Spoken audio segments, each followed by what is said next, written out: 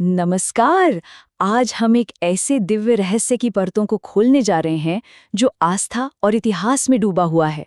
ये कहानी है भगवान जगन्नाथ, उनके भाई बलभद्र और बहन सुभद्रा के उस अनोखे स्वरूप की जो आज भी लाखों भक्तों के लिए आस्था का केंद्र तो है ही, साथ ही एक अनसुलझी पहेली भी। तो चलिए शुरुआत करते हैं सबसे बड़े सवाल से। जब हम पुरी के जगन्नाथ मंदिर में भगवान की मूर्तियों को देखते हैं तो सबसे पहली चीज जो दिमाग में आती है वो है उनका वो खास रूप। बड़ी बड़ी गोल आंखें लेकिन हाथ और पैर नहीं। ऐसा क्यों है? क्या ये मूर्तियां अधूरी हैं? इस सवाल का जवाब एक बहुत ही दिलचस्प प्राचीन कथा में छुपा हुआ है। तो ये कहानी शुरू होती है मालवा के एक बहुत ही महान राजा इंद्रद्युम्न से। वो भगवान विष्णु के बहुत बड़े भक्त थे और एक रात उन्हें एक सपना आया, या कह सकते हैं एक दिव्य दृष्टि मिली, जिसमें उन्होंने भगवान के एक ऐसे रूप को देखा जिसकी पूजा दुनिया से छिपकर की जा रही थी। राजा जिस रूप की तलाश में थे वो था नीला माधव। और मजेदार बात यह है कि नीला माधव को सिर्फ एक मूर्ति नहीं बल्कि भगवान का एक जीता जागता जीवंत रूप माना जाता था। इसकी पूजा ओडिशा के घने जंगलों में रहने वाली सब्र जनजाति करती थी और ये राज किसी भी बाहरी व्यक्ति को पता नहीं था। अब राजा इंद्रद्युम्न तो इस दिव्य रूप के दर्शन के लिए बेचैन हो उठे। उन्होंने अपने सबसे काबिल और समझदार दूत विद्यापति नाम के एक ब्राह्मण को इस गुप्त देवता को खोजने के मिशन पर भेजा। लेकिन जाहिर है ये काम इतना आसान भी नहीं था। देखिए, विद्यापति सिर्फ एक दूत नहीं थे, वो एक बहुत बड़े रणनीतिकार भी थे। उन्होंने एक कमाल की योजना बनाई। उन्होंने जनजाति के मुखिया विश्वावसु का विश्वास जीतने के लिए उनकी बेटी ललिता से विवाह कर लिया और धीरे धीरे वो उस समुदाय का हिस्सा बन गए जो इस पवित्र रहस्य की रक्षा कर रहा था। अपनी पत्नी ललिता के बार बार कहने पर मुखिया विश्वावसु आखिरकार विद्यापति को नीला माधव के दर्शन कराने के लिए मान तो गए, लेकिन एक बहुत बड़ी शर्त के साथ।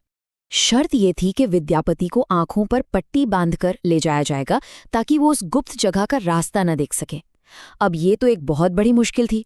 विद्यापति दर्शन तो कर लेते लेकिन राजा को रास्ता कैसे बताते? पर विद्यापति भी कम नहीं थे। उनके पास एक जबरदस्त आइडिया था। उन्होंने चुपके से अपनी जेब में सरसों के बीज भर लिए थे। जब मुखिया उन्हें आंखों पर पट्टी बांधकर ले जा रहे थे तो वो रास्ते में चुपके से एक एक करके बीज गिराते गए। क्या कमाल की तरकीब थी, है ना? और जैसा उन्होंने सोचा था बिल्कुल वैसा ही हुआ। बारिश के बाद वो बीज उगाए और राजा के लिए एक सुनहरा रास्ता तैयार हो गया। राजा अपनी पूरी सेना के साथ उस जगह पहुंचे, लेकिन उनके आश्चर्य और दुख का कोई ठिकाना नहीं रहा जब उन्होंने देखा कि नीला माधव तो वहां से गायब हो चुके थे। राजा इंद्रद्युम्न पूरी तरह से टूट चुके थे। उन्हें लगा कि उनका सपना अब कभी पूरा नहीं होगा, लेकिन तभी एक आकाशवाणी हुई जिसने उन्हें दिलासा दिया और कहा कि भगवान जल्द ही एक अलग रूप में प्रकट होंगे। और फिर एक चमत्कार हुआ। समंदर के किनारे एक बहुत बड़ा दिव्य लकड़ी का लट्ठा तैरता हुआ मिला। राजा समझ गए कि यही वो दारू है जिससे मूर्तियां बनेंगी। लेकिन एक और मुश्किल खड़ी हो गई। राज्य का कोई भी बढ़ई उस लकड़ी पर एक खरोच तक नहीं लगा पा रहा था। जब सब के सब निराश हो चुके थे तब एक बूढ़ा और रहस्यमयी शिल्पकार दरबार में आया। उसने दावा किया कि वो इस दिव्य लकड़ी को तराश सकता है। कोई नहीं जानता था कि ये कोई और नहीं बल्कि खुद देवताओं के आर्किटेक्ट भगवान विश्वकर्मा थे, जो एक साधारण बढ़ई का भेष बदल कर आए थे। उस शिल्पकार ने मूर्तियां बनाने के लिए हाँ तो कर दी, लेकिन उसकी एक बहुत ही सख्त और रहस्यमयी शर्त थी। उसे काम पूरा करने के लिए चाहिए थे पूरे 15 दिन। इस दौरान उसे कोई भी किसी भी हाल में परेशान नहीं करेगा। उसने राजा से एक पवित्र वचन लिया, मुझे एक बंद कमरे में काम करने दे और 15 दिन पूरे होने से पहले कोई भी दरवाजा नहीं खोलेगा। ये एक बहुत ही रहस्यमयी समझौता था और राजा ने वचन दे दिया। तो ठीक है, शिल्पकार को एक बड़े से कमरे में बंद कर दिया गया और काम शुरू हो गया। कई दिनों तक अंदर से औजारों की खटखट की आवाज आती रही, जिससे सभी को यकीन था कि काम अच्छी तरह से चल रहा है। लेकिन फिर कुछ ऐसा हुआ जिसकी किसी ने उम्मीद नहीं की थी। लगभग 14वें दिन कमरे के अंदर से आने वाली आवाजें अचानक बंद हो गईं। पूरी तरह से सन्नाटा छा गया। अब रानी गुंडिचा बहुत चिंतित हो गई। उन्हें डर लगने लगा। रानी के मन में तरह तरह के बुरे ख्याल आने लगे।